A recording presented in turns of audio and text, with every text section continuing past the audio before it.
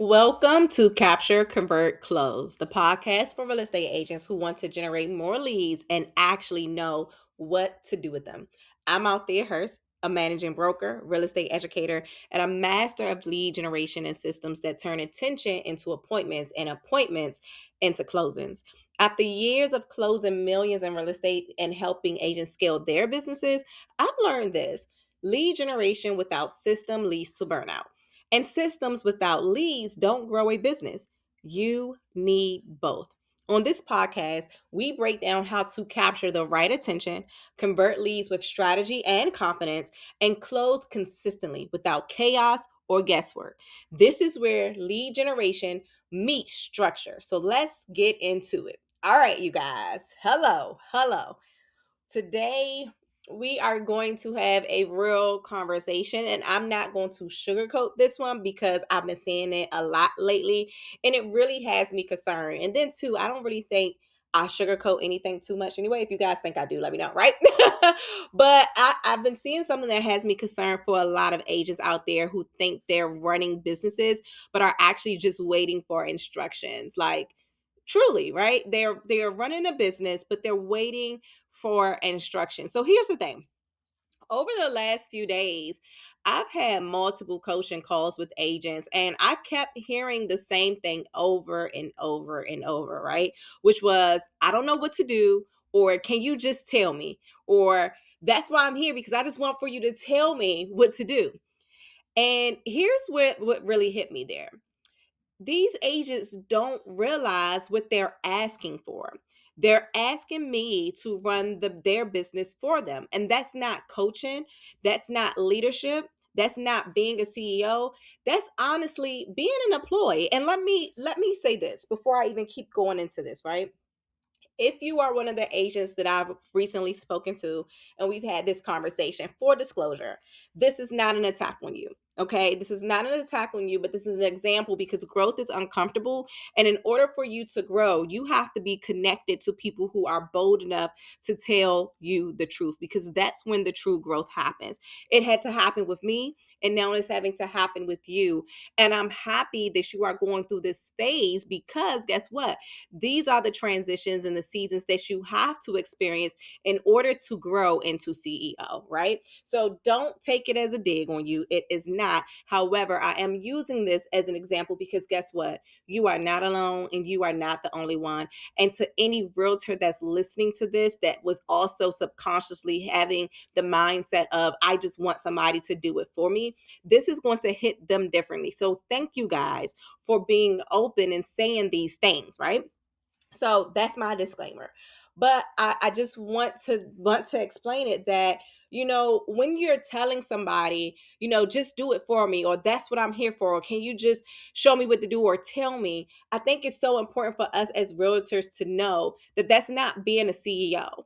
That's being an employee. So today, I'm really just going to take time and break down why you absolutely cannot build a sustainable real estate business if you're constantly waiting for someone else to tell you what to do.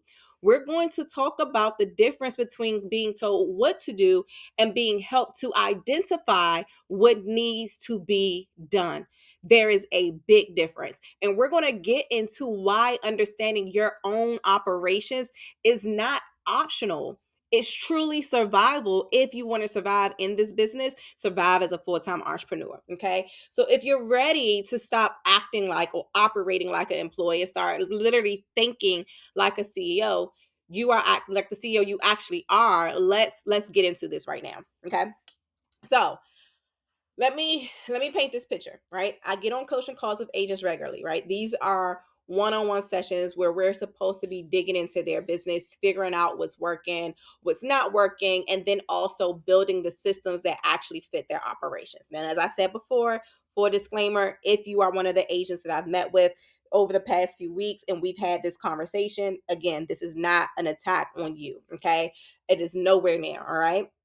So during these sessions, this is where you're basically figuring out their business, what's working for them, what's not working for them, and building the systems that fit their specific operations. Because keep in mind, you guys, we are 1099, right? We're 1099 contractors. So what does that mean? When you hear 1099, that says independent, right? So you have to know these answers. So I'll start asking questions, right? Simple questions, like things like, how are you currently following up with your leads? Or like, what happens when someone fills out your contact form? Okay. Or where are you losing most people in your process? By the time I get to question three, or sometimes by the time I finish question one, I could hear, see, or sometimes it's articulated to me the silence, the confusion, or the frustration. Like I've literally had people tell me, like, I don't know, you just tell me what to do, right? And it's like, no, no, like I will hear it. I might say, what's your timeline from your first contact to your closing? And then the response might be, I don't know, Althea, that's why I'm here. And I might say, well, how are you tracking your conversations? I don't know. In my phone, just tell me what to do, right? And I get it. I get it. You're anxious, you're ambitious, you want to know the answers. But me telling you is not how you get it. I get it. You came to me for answers. You're overwhelmed, right? Your wheels are spinning, okay? Your brain's going crazy. You want someone who's been there to just hand you the blueprint and let you run with it, right? But the problem here is there is no one size fits all blueprint in business. Period. Okay. Your business is not my business. The way I operate my business with the amount of followers I have, me being able to generate 600 plus leads in a month, me being able to distribute leads to my agents and then within the brokerage to all of my operations. That's what works for me because I built it around how I work. I built it around my strengths. I've built it around my market. I've built it around my goals. So if I just told you, do exactly what I do, you'll be trying to figure out how to fit a system that wasn't designed for you into your life, and it would eventually fail. Or worse, if it doesn't fail, it would work just well enough for you to become dependent or more dependent on me to keep telling you what to do next. And I painted the picture like this a few times. I said, think about it like this. We have so many businesses that are in the same industry, but literally they all operate different. The blueprint is different. Let's think about chains, right? We have KFC and Popeyes. Both of them are known for chicken. But guess what? The blueprint is different. It is not a one size fit all. Grocery stores, you have Giant and Publix, right?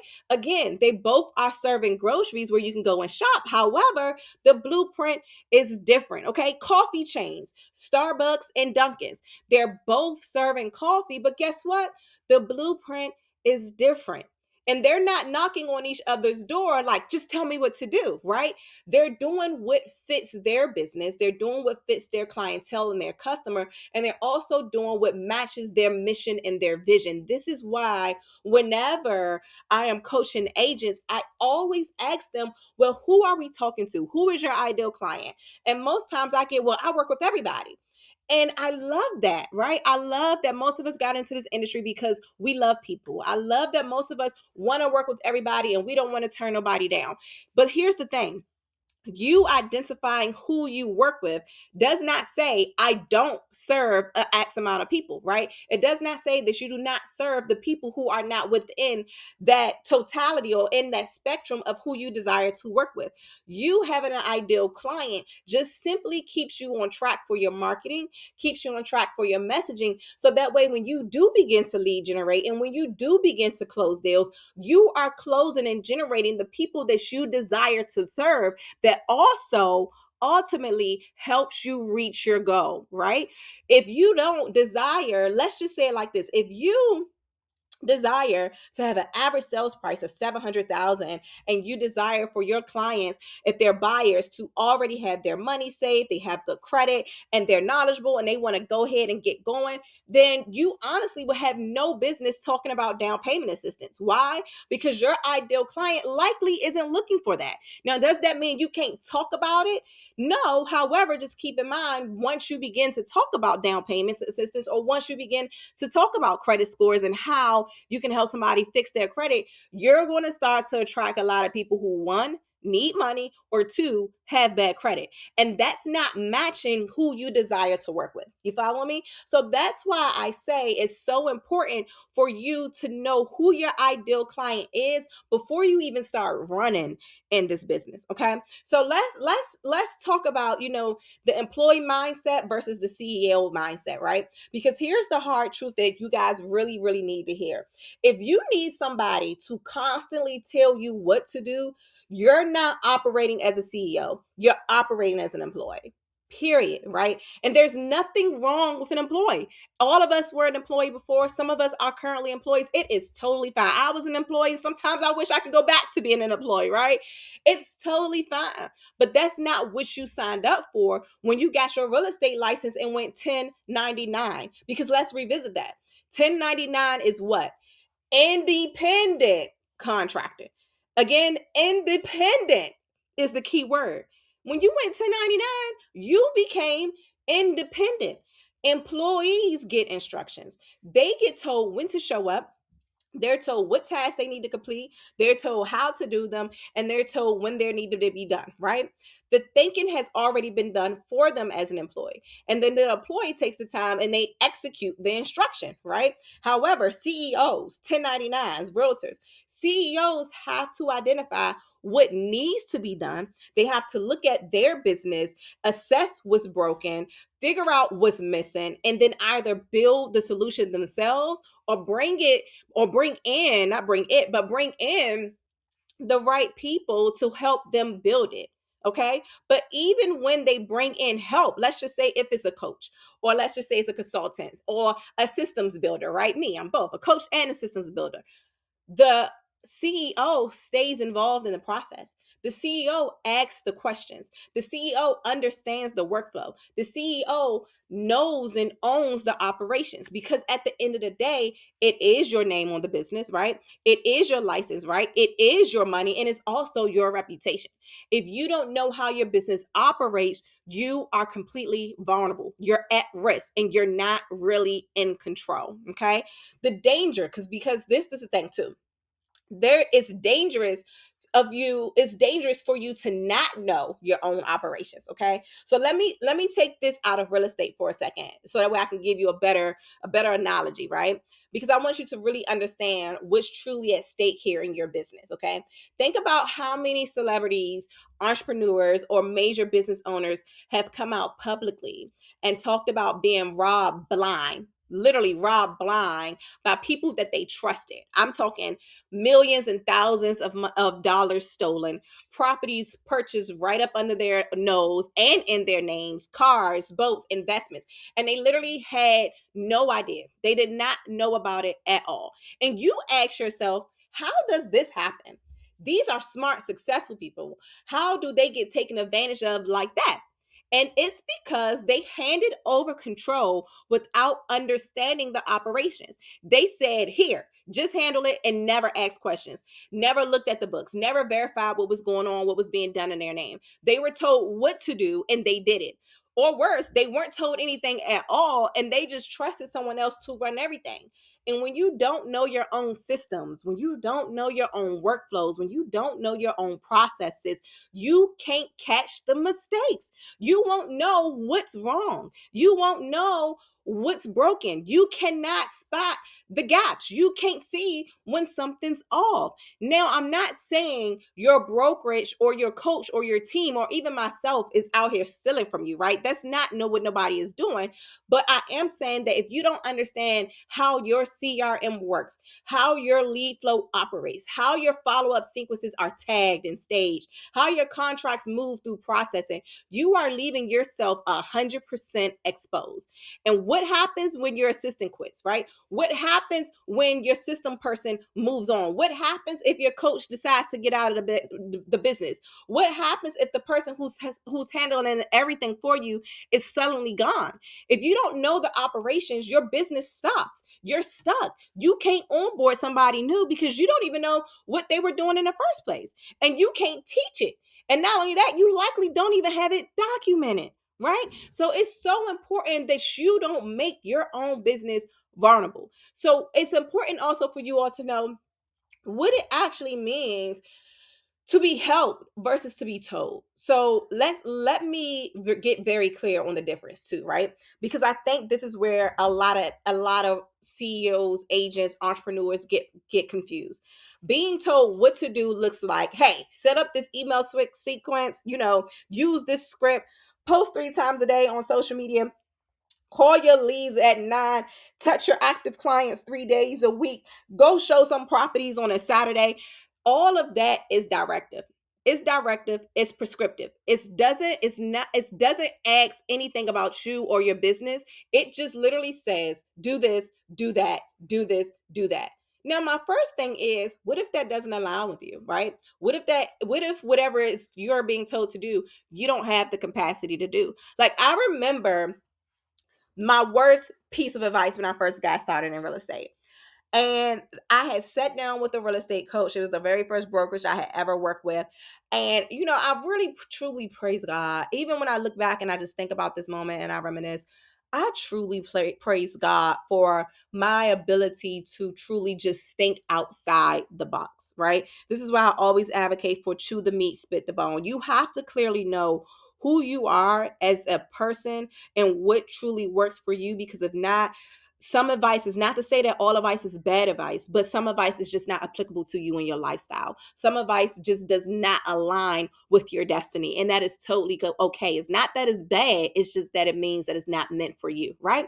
And that's okay. But I remember when I first got into real estate, I told a real estate coach, like, yeah, I want to close this amount of deals a year, I want to make this amount of money. And he was like, well, first you need to do this, and you need to do that, and you need to do that. And it immediately overwhelmed me. And I was like, I can't do all of this. And he was like, well, if you can't do this, then you're not going to make it there, because this is what needs to be done. And I remember I did not know how I was going to do it, but I remember saying, I don't have to do all of this. Like, I remember telling myself, I don't have to do all of this. I just need to do what works for me, the way that I can do it, and the abundance will flow. The abundance will flow. I remember he was telling me, you need to make 75 calls a day if you want to do this. Can I tell you, I've never cold called. Heck, I've never even call just regular listings. I've never had a day in my business when I sat on the phone and just called anybody, let alone called 75 people a day, right? Now, I'm not saying called anybody as far as clients, but I'm saying not called anybody as far as leads. I've never sat down in my business and said, oh, well, today I'm going to call 50 people right now, right? I would only touch the people who were active, and then everybody else I would nurture through a different way that fit me. So that's what I mean when I say, when you're being told what to do is directive, it's prescriptive, and it doesn't ask anything about you and your business. It just says do this. But if doing that is out of alignment for you, you're not going to get to where you're going. Okay. So that's being told what to do, right? Now let's talk about being helped to identify what needs to be done. Because again, these are two different things, right? Being helped to identify what needs to be done looks like this. Hey, walk me through what happens when a lead comes in. Where do they go and what do you do next? You see how now it's on you? Okay, that looks like me saying, hey, are you currently staying in touch with people who aren't ready to buy yet? If so, how are you doing it? If not, let's figure out a way to create it, right? That's me asking, what's the biggest bottleneck in your process right now? Basically, hey, where do you feel like a lot of your leads are falling through the crack, right? That's me asking, if you could only fix one thing in your business this month, what would have made the biggest impact? You see the difference? I didn't give instruction. I'm literally asking the question that fits you. One approach will treat you like a robot, and the other approach treats you like a CEO who just needs support thinking through the problem, not being told what to do to fix the problem. And here's the wild part. When I ask agents this question, almost immediately a lot of them get frustrated. Almost immediately they think I'm avoiding giving them the answers, and I'm not. They think I'm making it harder than it needs to be, and I'm not. But what's really happening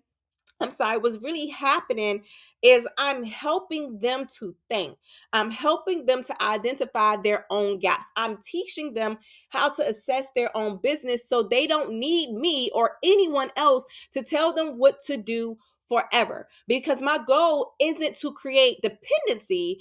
My goal is to build CEOs who can operate their business with confidence, who understand their systems, and who can scale because they know what's actually happening under the hood of their business.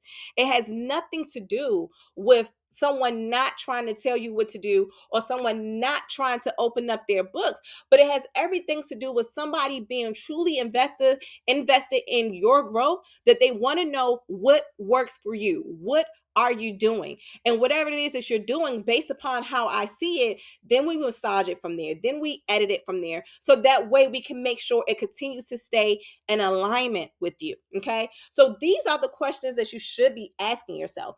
If you're serious about running your real estate business like an actual business, these are the questions you need to be able to answer. Not because I said so, but because you truly need to know. First category, we have lead management.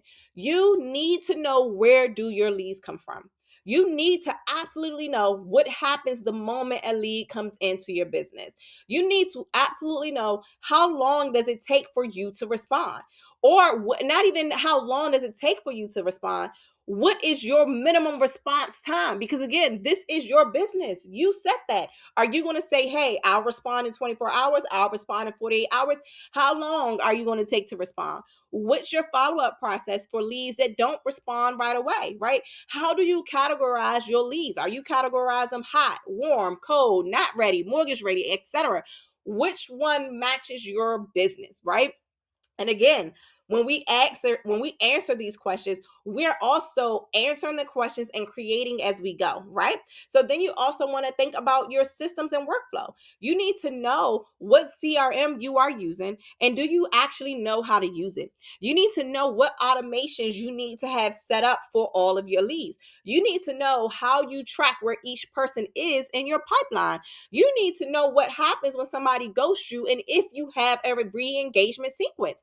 You need to know all of that. When it comes down to your communication, you need to know how often you are reaching out to past clients. You need to know, do you have a database for everyone you've ever talked to?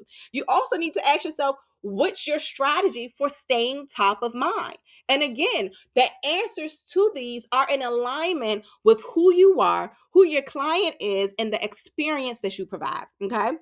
When it comes down to your business operations, you need to know, do you know your conversion rate? How many leads it takes for you to get one closing? Do you know it? Do you know your average commission per transaction? Let me tell you guys something. Before I even go through the last two questions, right? My CRM concierge service that I offer is basically where I build out a realtor CRM from the bottom up, right? I'm either going to build it out or I'm going to clean it up. A lot of times the agents that partake in this service, most of the time, for what I've seen, they have been top producers, and some of them have been in a business longer than me, right? What gets me, and we laugh about it, but it's so good to know, is that a lot of them can't even tell me their conversion rate, their average commission per transaction, or even how much volume they close without going to go check the MLS. I'm always so, hold on, let me log in. I got to go here. Let me see. And in reality, no, I don't need for you, and you don't need, forget me, you don't need for you to log into somebody else's portal to tell you what you did. You need for you to open up your own system, click one button, and what you did appears. That's the difference, right? So asking yourself the questions, do you know how much you're spending to acquire each lead if you're paying for a portal? Do you have a business plan, or are you just winging it every single month as you go, right? If you can't answer these questions, you don't know your business. And if you don't know your business, you can't scale your business. You can't fix it. You can't optimize it. You're just sitting back hoping that things work out. And like I said, again, you guys, this conversation is going to hold you so accountable. It might hit you in your chest, and it also might make you feel a little uncomfortable. But I promise you, I love you. I promise you, this is nothing but tough love. And I also promise you that I had to go through the same exact process. I had to go through the same thing. Okay. So, how do we shift, right? How do we shift from employee to CEO? Okay. So, if you're hearing this now and you're realizing, okay, I've been operating like an employee, I really don't want for you to panic, because you can definitely make a shift, right? But it requires intentionality. You have to be intentional. The first step you're going to have to do is start answering the questions. When somebody, or even myself, asks you how your business operates, don't say, I don't know. Sit with that question. Think about it. And if you truly don't know, say, I don't know, but let me figure it out and get back to you. Or can you ask me another question or take me through a process? Or can we do a role play so that way I can talk my process out loud and we jot down the flow of my process as we go along? That's CEO behavior. That's ownership behavior. And not only that, especially if you're closing deals, I can't tell you what you've been doing. A coach can't tell you what you've been doing. Nobody can tell you what you've been doing. You're the only one that can come to the table, come to the call and say, this is what I've been doing and this is what it looks like. That's CEO behavior. That's ownership. Step 2 is get involved in building your systems. If you're working with a coach, if you're working with myself, if you're working with a brokerage or any other systems builder, don't just let them do everything and hand it off to you. Don't let me do everything and hand it off to you. And let me say this too. I'm not going to do everything and just hand it off to you. We're going to talk about what you're doing because part of my CRM concierge service is we do a coaching service. We do a coaching lesson where we literally go through all of this. And most times I say it should be no longer than an hour, but y'all, I be on them calls for an hour and a half, 2 hours. And we really get down and dirty, right? So ask the questions and understand why they are setting your systems up a certain way. Learn the process because when that person is gone, you're going to need to be able to maintain your system. You're going to be able to adjust. You're going to need to be able to adjust your system. And as your business continues to scale, because that's your goal, you're also going to need to train someone else to do it. And if you don't know how and you're just steady taking instruction, how are you going to elevate it? How are you going to maintain it? How are you going to adjust it? And how are you going to train it? You have to know, right? Step 3, be okay with I don't know, but here are some recommendations, right? If you ask me a question and I don't have a one size fit all answer, I'm going to give you some options. I'm going to say, well, it depends. Let me ask you a few more questions so we can figure out what works best for your business, right? And you need to be okay with that. You need to be okay with the process of discovery because that's what we call it, right? Discovery, because that's how you learn and that's how you grow. And even still, when you're being asked these questions, always keep in mind to answer based on average, not on individual, right? Answer based on average. What is your average client ideal profile? How do you have your client set up? Of course, there will be certain people that come into our business who we may have to treat a different way or tweak our flow or tweak our experience to fit them because we know this person and their personality. But on average, how is your business set up? That's the question that's being asked, right? Step 4, build authentically, right? Don't just copy what somebody else is doing or what some other top producer does or what I'm doing. Take the principles. Yes, absolutely. Take the principles, but learn the strategies, okay? But take the time to make sure you customize it to fit you. Take the principles, learn the strategies, customize it to fit you. That's what we call innovation. What works for me, what works with me, my personality, what works in with my market, my lead sources, it might not work for you. Case in point, I love doing webinars, right? I've always do webinars. I'm a very outgoing person. I can speak on stage. I like doing webinars. I like doing in-person events. For the person that does not like being on camera or that is scared of public speaking, that's not going to work for you. So who am I to tell you to get on a computer and do a whole bunch of webinars when I know you don't feel comfortable with that, when I know that you're better in a one-on-one setting and you know the same exact thing. This is why it's so important to align with what works for you because there is business in it all. You can be an introvert and sell real estate. My best friend is a introvert. She's not a big time people person, but guess what? She can sell the mess out of some real estate. She has what works for her. And I mean, she sold real estate and still sells real estate to the point that when she was dual career, because shout out to her, she did eventually leave her job. But when she was dual career, nobody even knew that she had a job. That's how good she was at doing it for her, matching her personality. So what works for me and my personality and my market and my lead sources might not work for you, and that's totally okay. The goal isn't to clone. The goal is to build something sustainable so that it fits your strengths, it fits your personality, and it also fits your business model. Okay. So here's what I want you to understand. The agent who build long-term sustainable success in this industry are the ones who know their business inside out. Inside out. They're not the ones waiting around for someone to tell them what to do. They're the ones who can pivot when the market shifts. Hence why only 30% or so of agents close a deal in 2025, right? These agents know how to pivot when the market shifts. They're the ones who can identify a problem easy and fix it quickly. They're the ones who can scale because they understand operations. And they're also the ones who don't get taken advantage of because they know what's happening with their money. They know what's happening with their leads. They know what's happening with their systems and their business. So if you want to be that agent, you want to be a true CEO, you have to be willing to do the work of understanding your business, not just executing tasks because somebody told you what to do, but knowing why you're doing what you're doing and how it all fits together. Okay. So here's my challenge to you today. Stop waiting to be told what to do and start asking yourself the hard questions about your business. Start getting involved in your system. Start thinking like the CEO that you are. And if you're working with a coach or a mentor, or even myself, and they're asking you questions that feel frustrating or uncomfortable, I challenge you. I challenge you. I challenge you to lean in. Lean in, answer them, because those questions are designed to help you think, to help you identify, to help you own your operations. You didn't get in real estate to be an employee. You got in to build something. So build it with intention, build it with purpose, build it with knowledge, build it like the leader you were meant to be and the leader that you are. I'm Althea Hurst, managing broker and your realtor coach. I will see you all next time. If today's episode helps you think differently about how you generate leads or run your business, make sure you're subscribed so you don't miss what's next. Remember, real growth happens when your lead generation and your systems work together. Capture with intention, convert with clarity, close with confidence. I'm Althea Hurst, and this is Capture, Convert, Close. I'll talk to you guys on the next episode.